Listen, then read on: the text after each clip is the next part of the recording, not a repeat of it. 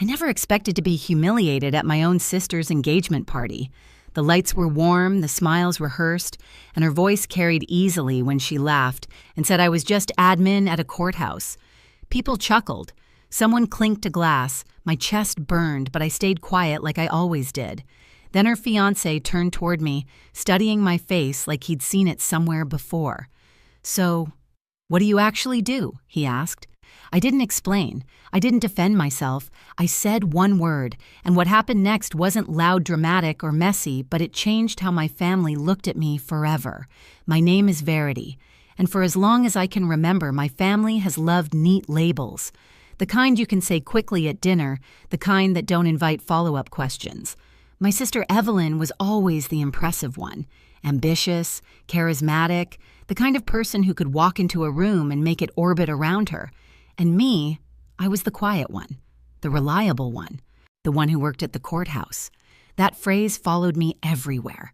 Thanksgiving tables, birthday dinners, casual phone calls with relatives who hadn't seen me in years. "So you're still doing admin work?" they'd ask, smiling like they were being kind. I'd nod. "Yeah, still there." And the conversation would move on. What they didn't see was how carefully I'd learned to stay invisible around them.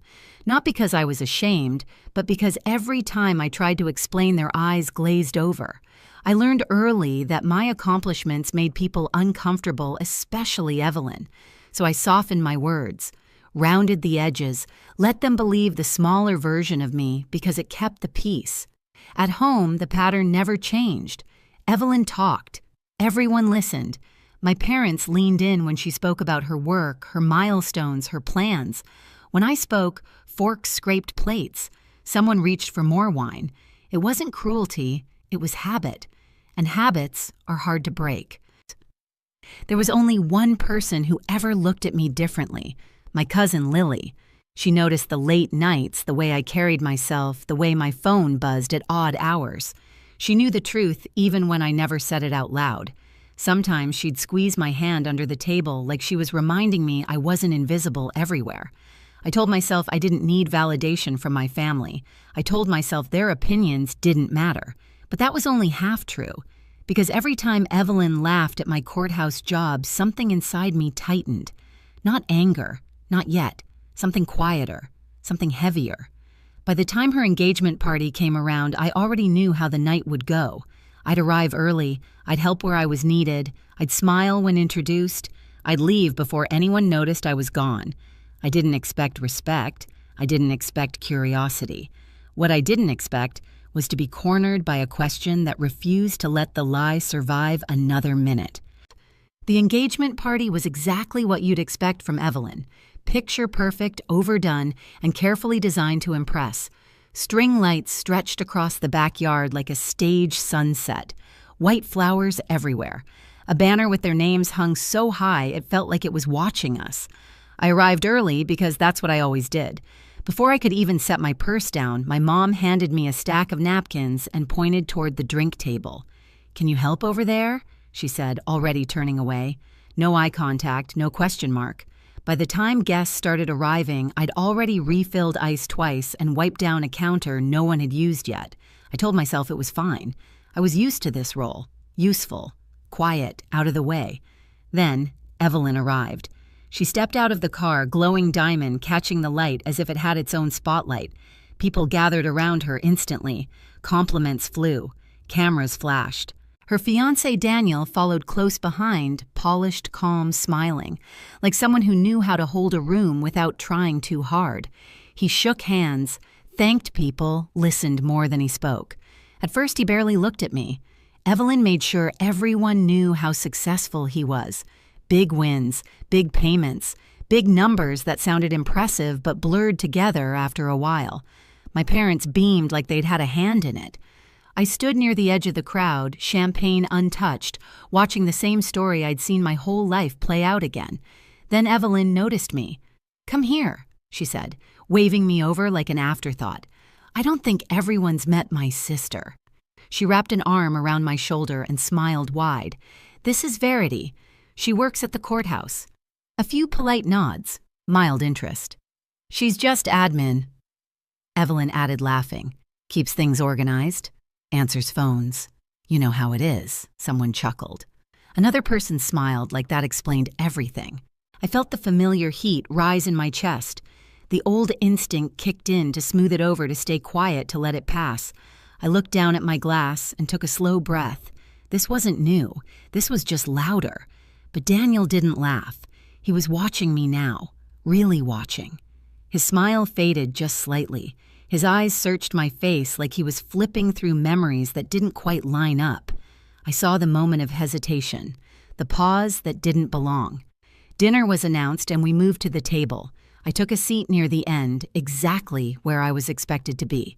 Toasts were made. Evelyn soaked it all in, then she raised her glass again. Some people argue important cases, she said, nodding toward Daniel. And some people answer phones. Right, Verity. Her eyes flicked toward me, daring me to react.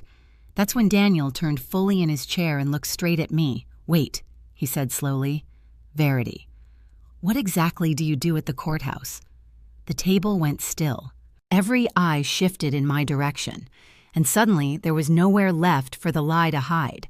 For a moment, no one spoke. Not because they were being polite, but because the question didn't fit the script. It hung there awkward and exposed like a wire pulled loose from the wall. I felt every pair of eyes on me, felt the weight of years pressing into my shoulders. I didn't answer right away. I looked down at my hands resting on the table. One thumb traced the rim of my glass. The wood beneath my fingers was cool, solid, real. I could hear the low hum of the outdoor lights, the faint clatter of dishes from the kitchen. Life continuing even as something quietly cracked open. In that pause, 1,000 small moments rushed in. Every holiday where I'd been asked to help set up. Every dinner where my work was summarized into a single word that made people comfortable. Every time I'd chosen silence because it seemed easier than watching disappointment flicker across my parents' faces. I remembered standing in my apartment late at night, shoes still on, rereading notes, preparing for another long day, knowing none of it would ever be mentioned at the table. I realized something then. I hadn't been protecting them by staying quiet. I'd been protecting the version of me they preferred, the smaller one, the one who didn't challenge anyone's pride. Across from me, Evelyn was smiling too hard. Her jaw was tight, eyes sharp, like she could sense the shift even if she didn't understand it yet. My mother stared at her plate. My father reached for his glass and stopped halfway, unsure. Daniel was still watching me, not impatient, not mocking, just waiting. The old instinct told me to soften it, to say something vague, to keep the peace one more time. But another feeling rose up, calm and steady. Not anger, not revenge, clarity. If I spoke now, the truth would land. If I stayed silent, the lie would keep living, and I would keep shrinking to make room for it. I understood then that this wasn't about embarrassing my sister or proving anything to a table full of people who had never really asked. It was about refusing to disappear anymore. I straightened slightly in my chair, set my glass down. The sound was small, but it cut through the quiet. My heartbeat slowed. The fear I'd carried for years loosened its grip just enough. I looked at Daniel first, then at my parents, then finally at Evelyn. And I knew whatever came next, there was no going back to who I'd been before this question. I didn't raise my voice. I didn't smile. I didn't explain. I said one word, judge. It landed softly, almost politely, but the effect was immediate. The air shifted. Not dramatically, no gasps, no shouting, but like someone had turned off the background noise of the world. Conversations died mid-breath. Forks paused halfway to mouths. Even the string lights seemed to hum louder in the sudden quiet. For a second, no one moved.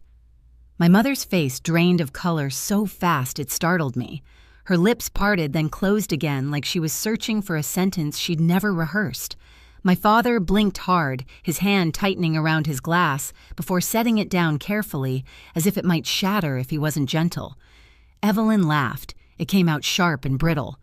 "Oh my God," she said, waving a hand. "Very funny." I didn't look at her. I kept my eyes on Daniel. He hadn't laughed. He hadn't moved at all. His expression had changed in a way I recognized instantly. Not confusion, not anger, but recognition finally snapping into place. He leaned back slowly, studying me, like he was reassembling a memory piece by piece. "Judge," he repeated quietly. Then his eyes widened just a fraction. "Verity, Cole," he said. "The courthouse downtown." No one breathed. "You presided over my case last year," he went on. "The one with the corporate dispute. I stood in front of you, more than once."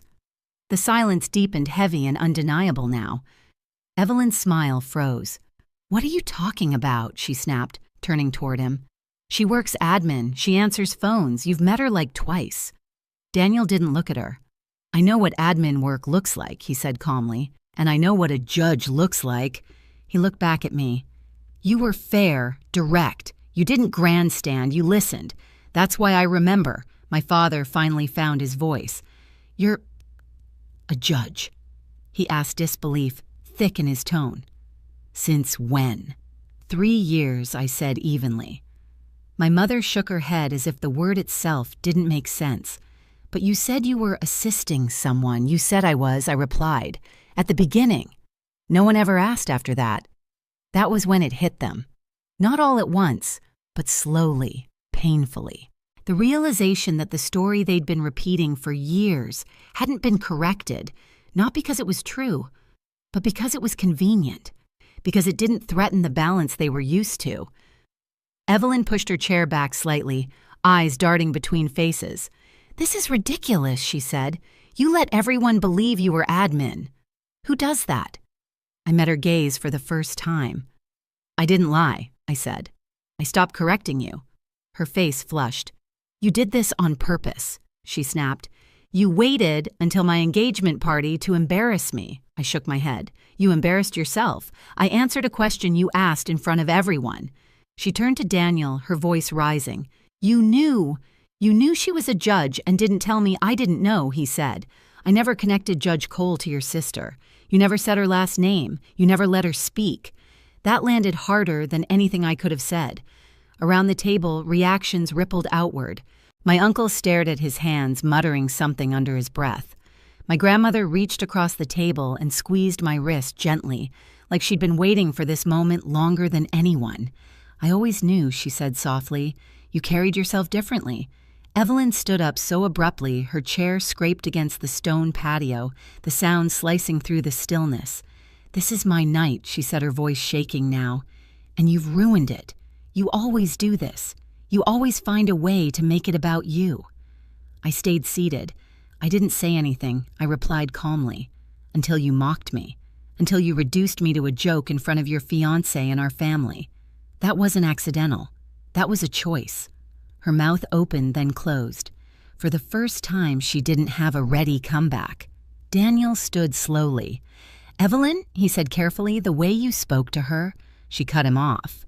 "Don't. You're supposed to be on my side." "I'm on the side of the truth," he said. "And I don't know how I missed this, how I let you talk about your own sister like that. That was the moment it broke. Not loudly, not explosively, but completely." Evelyn looked around the table and realized the orbit had shifted. The attention she'd always commanded wasn't hers anymore. No one was laughing. No one was defending her. Even my parents sat frozen, caught between the daughter they'd always praised and the one they'd never truly seen. "This is unbelievable," she whispered. "You think you're better than me now?" I shook my head. "No. I think I finally stopped pretending to be less." She stared at me for a long second, something raw and frightened flickering behind her anger. Then she turned and walked inside, heels striking the floor like punctuation marks at the end of a sentence. Daniel hesitated, looked at me. There was conflict in his eyes, but also respect. "I need to talk to her," he said quietly. I nodded. After they left, the table stayed silent. Champagne went warm. Plates sat untouched. My mother finally reached for my hand. "Why didn't you tell us?" she asked, her voice small. I didn't pull away, because every time I tried to be seen, I said, "You looked away." No one argued with that. And in that stillness, I felt something unfamiliar settle in my chest. Not triumph, relief, like I'd finally set down a weight I'd been carrying for years and realized I didn't have to pick it back up. The next morning, I woke up to a quiet phone and a strange sense of calm. No dread, no replaying the night in my head, just sunlight through the blinds and the steady hum of the city outside my window. Then the messages started coming in. Missed calls, long texts, short apologies that felt clumsy but sincere. Relatives who suddenly wanted to catch up. My parents left 2 voicemails. I listened to neither. Around midday, there was a knock at my door. It was Daniel. He looked tired, like someone who hadn't slept, but had done a lot of thinking. We sat at opposite ends of my couch, coffee cooling between us. He didn't make excuses. He didn't defend her. "I can't unsee it now," he said. "The way she spoke to you. The way everyone let it happen." I nodded. There wasn't anything to add. "I don't know what this means for us yet," he admitted, "but I know I can't ignore it." When he left, the apartment felt lighter. Not empty, just honest. A few days later, Evelyn showed up unannounced. No makeup, hair pulled back, the version of her that never appeared at family gatherings. We didn't hug, we didn't fight. "I was scared," she said finally, "of being ordinary, of being second." I believed her. "I'm not here to compete," I told her. I never was. She nodded slowly, like she was hearing that for the first time. We weren't suddenly close. Nothing was fixed overnight, but something had shifted. My parents started asking questions and actually waiting for the answers. Lily smiled at me across dinner tables, and for the first time, I didn't feel the need to explain myself at all. I used to think staying quiet was the same as being kind. I was wrong. Silence didn't protect anyone, it just taught people how small they could make me. The truth is, you don't owe anyone a smaller version of yourself just to keep the peace. If you've ever been there hiding your growth so others feel comfortable, you're not alone. Share your story in the comments. And if this resonated with you, hit subscribe. You deserve to be seen.